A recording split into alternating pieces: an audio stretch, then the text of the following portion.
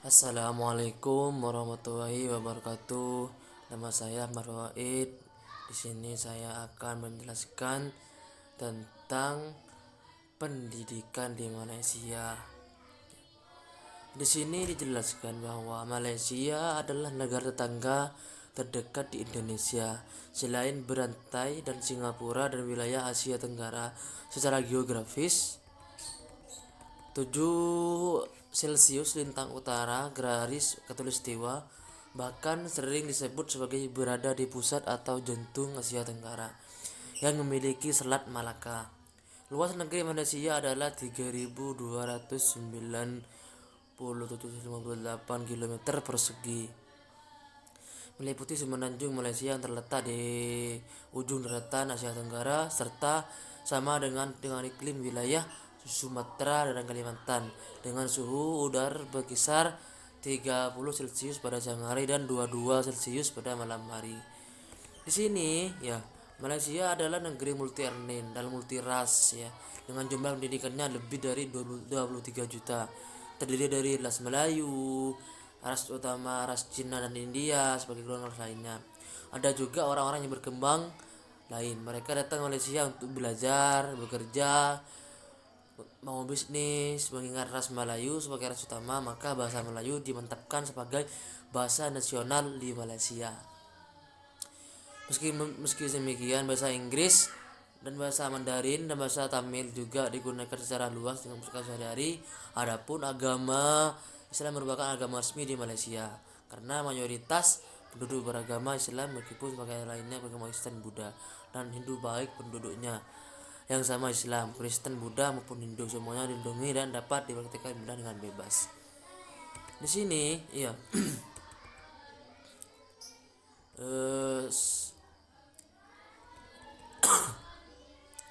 pada zaman pertengahan Malaysia ya pernah menjadi bagian dari wilayah Kerajaan Wisnu tepatnya pada abad ke-12 Masehi. Selang beberapa puluh tahun kemudian, Malaysia juga pernah menjadi bagian dari wilayah kerja Majapahit pada tahun 1993. Dengan demikian, secara historis, Malaysia pada zaman dulu pernah menjadi bagian dari wilayah Kesatuan Indonesia. Di sini ya, beberapa tentang politik banyak menghadapi Malaysia ya. Misalnya konfrontasi dengan Indonesia ya. Pembangunan Malaysia dilakukan dengan memadu antara sektor kehidupan, terutama memadukan antara sektor ekonomi dan politik, pendidikan. Pengembangan sektor politik dilakukan secara membangun sektor nasional, memantapkan sistem dengan sistem pemerintahan parlementer. Pembangunan sektor ekonomi dilakukan dengan cara membuka penanaman modal asing, meningkatkan industri berbasis budaya lokal, serta memperluas kerjasama pendidikan. Dan kasus PD pendidikan mendorong mahasiswa reguler pandai untuk belajar karena negeri maju dan Amerika. Di sini ya, kemakmuran Malaysia berkat industri ini membuat mereka semakin bersemangat untuk menjaga menurut hidup nikmat tidak mungkin bisa terus menerus nikmati hasil bumi, dan industri hidup nikmat tidak mungkin bisa terus menerus nikmati hasil bumi. Pernah pemerintah Malaysia medan dunia pendidikan tepat untuk menyiapkan manusia yang unggul. Pembangunan di belakang pendidikan mereka lakukan dengan sungguh-sungguh. Mungkin itu penjelasan dari saya ya. Jika ada salah kata atau tutur kata, mohon maaf yang tidak batas. Wassalamualaikum warahmatullahi wabarakatuh. Assalamualaikum warahmatullahi wabarakatuh. Bismillahirrahmanirrahim. Alhamdulillahirrahmanirrahim. Rabbi shrah li sadri wa yassir li amri wahlul 'uqdatam min lisani yafqahu qawli. Amma ba'du. Yang saya hormati yaitu dosen Bapak Fikri Farihian MBD. Baik, nama saya Abdul Muiz akan menjelaskan sedikit tentang pendidikan yang ada di Thailand. Thailand adalah sebuah negeri kawasan Asia Tenggara yang membentuk sejak tahun 1892 Masehi dengan sistem pemerintahan monarki konstitusional dan beribu kota di Bangkok pada tahun 2006. Jumlah penduduknya sekitar 64 6.004.700 orang. Ini tentang sejarah Thailand, di negara Thailand. Lebih jelasnya nanti teman-teman bisa baca sendiri di bawah untuk sejarah di negara Thailand. Baik, saya akan menjelaskan sedikit tentang pendidikan yang ada di Thailand. Pendidikan di Thailand ini dimulai dari sekolah SD, sekolah dasar. Di sini sekitar umur 6 tahun sampai 11 tahun ini sekolah dasar yang diterapkan pendidikan di Thailand. Untuk sekolah menengah ke atas yaitu sekitar 12 sampai 14 tahun, dan pendidikan menengah ke atas yaitu sekitar 15 sampai 17 tahun. Ini pendidikan yang ada di negara Thailand. Di sini pendidikan menengah ke atas ini sudah diberikan untuk siswa, sudah diberikan kebebasan untuk memilih jurusan yang disukai. Ini ada kalau nanti dibagi menjadi 2 kelompok. Jadi kalau sudah menengah ke atas ini dibebaskan memilih universitas atau jurusan-jurusan masing-masing. Di sini pendidikan di Thailand ada beberapa universitas, yaitu universitas negeri dan universitas swasta. Di sini sama-sama maju, sama-sama mapan. Jadi meskipun swasta dan negeri ini sama-sama maju.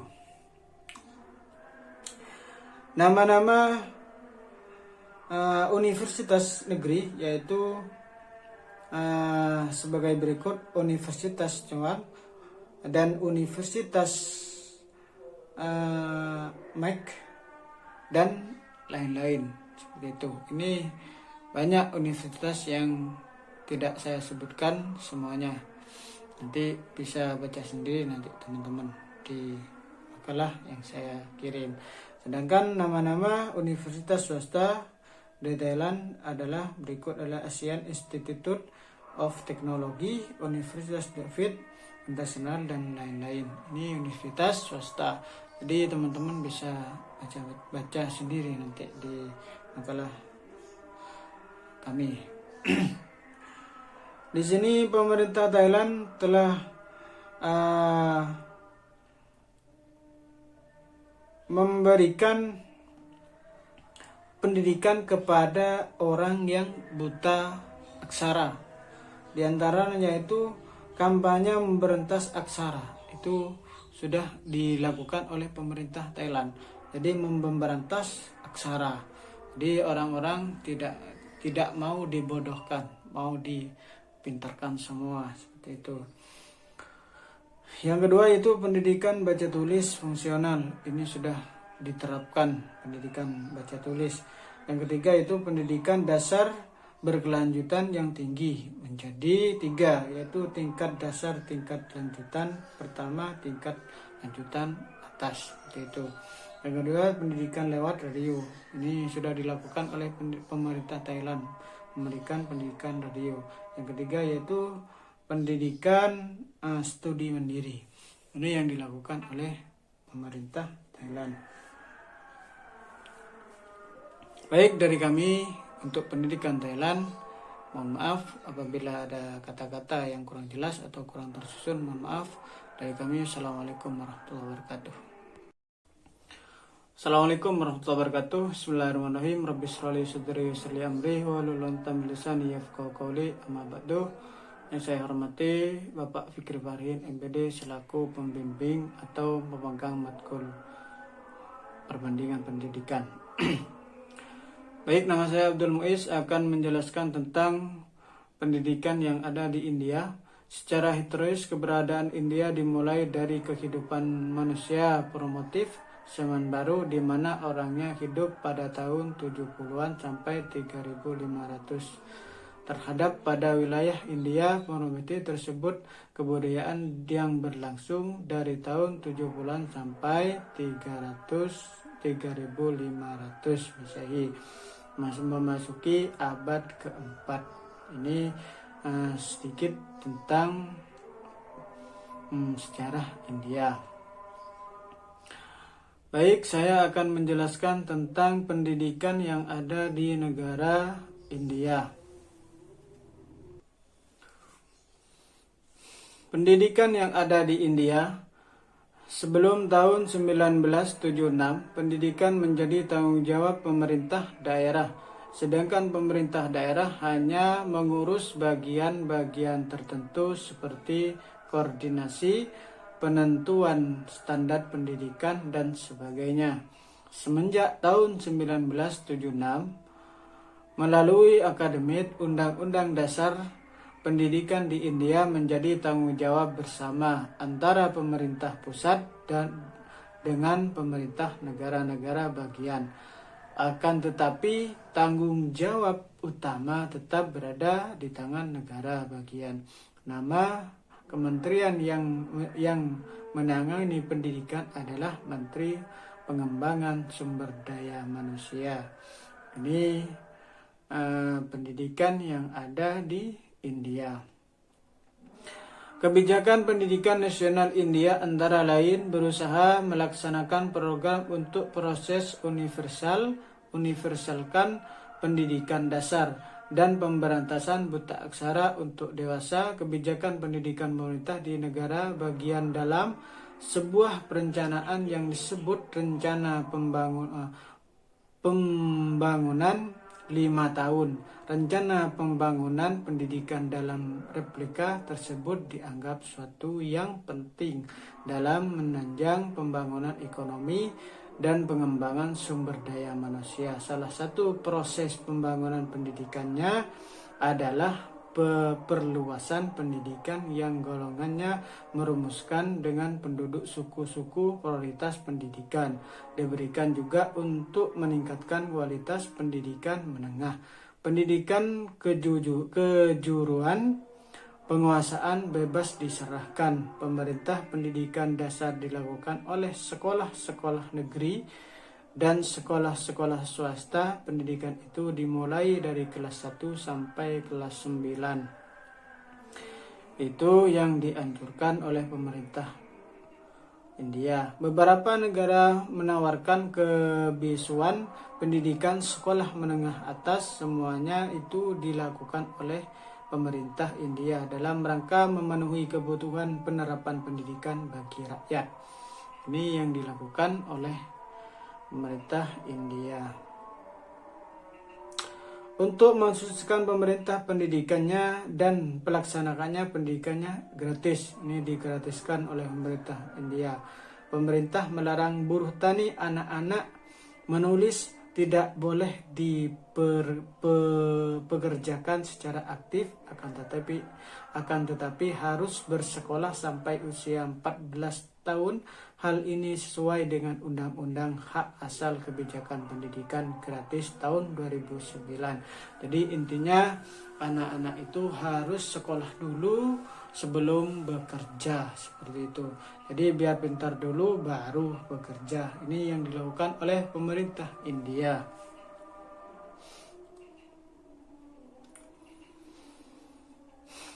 Dan pelanggaran buruh anak akan sulit dilaksanakan pemerintah disebabkan adanya diversitas ekonomi dan usaha mewujudkan pendidikan bermutu diluncurkan pada tahun 1994 dengan suatu tujuan untuk universalkan pendidikan. Alasannya pendidikan dasarnya yang telah melayani sekitar 35 juta anak-anak. Jadi ini sudah dilaksanakan sejak tahun 1994 agar anak-anak itu bersekolah dulu, pintar dulu, baru bekerja, seperti itu. Demikian dari kami. Mohon maaf apabila ada kata-kata yang salah atau kurang tersusun atau kurang nyambung. Mohon maaf dari kami. Assalamualaikum warahmatullahi wabarakatuh.